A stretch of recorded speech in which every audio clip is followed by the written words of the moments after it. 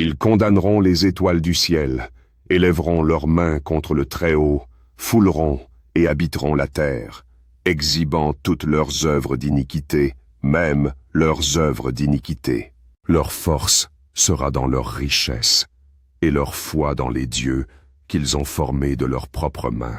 Ils renieront le nom du Seigneur des esprits et l'expulseront des temples où ils s'assemblent, et avec lui, les fidèles qui souffrent au nom du Seigneur des esprits. En ce jour-là, la prière des saints et des justes, ainsi que le sang des justes, s'élèveront de la terre vers la présence du Seigneur des esprits.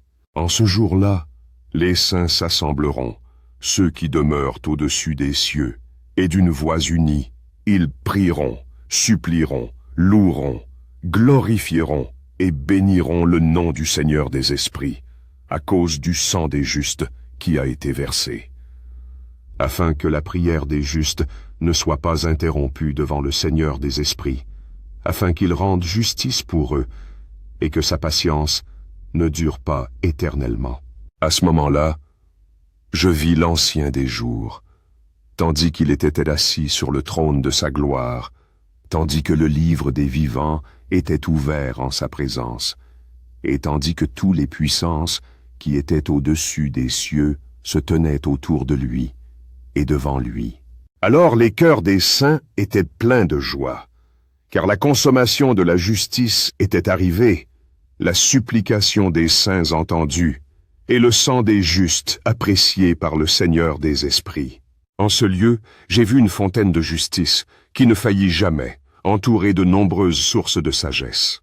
De tous ceux-ci, les assoiffés ont bu et ont été remplis de sagesse, ayant leur habitation avec les justes, les élus et les saints. Dans cette heure, ce Fils de l'homme fut invoqué devant le Seigneur des esprits, et son nom en présence de l'Ancien des jours. Avant que le soleil et les signes ne soient créés, avant que les étoiles du ciel ne soient formées, son nom a été invoqué en présence du Seigneur des esprits.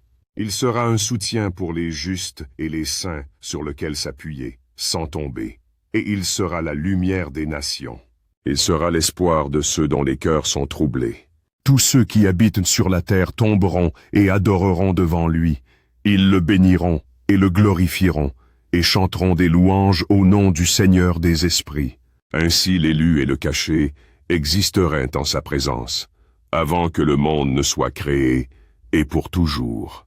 En sa présence, il existait et a révélé aux saints et aux justes la sagesse du Seigneur des esprits, car il a préservé le sort des justes parce qu'ils ont haï et rejeté ce monde d'iniquité et ont détesté toutes ses œuvres et ses voies au nom du Seigneur des esprits.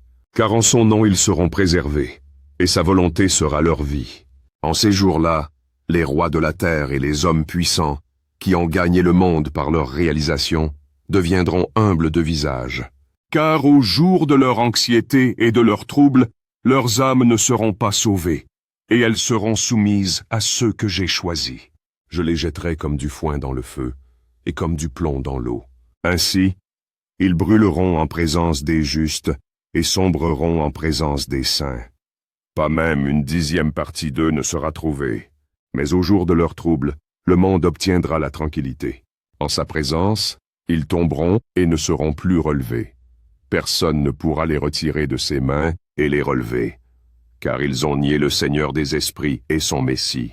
Le nom du Seigneur des esprits sera béni. La sagesse est déversée comme de l'eau, et la gloire ne faillit pas devant lui pour toujours et à jamais, car il est puissant dans tous les secrets de la droiture. Mais l'iniquité passe comme une ombre, et n'a pas de station fixe.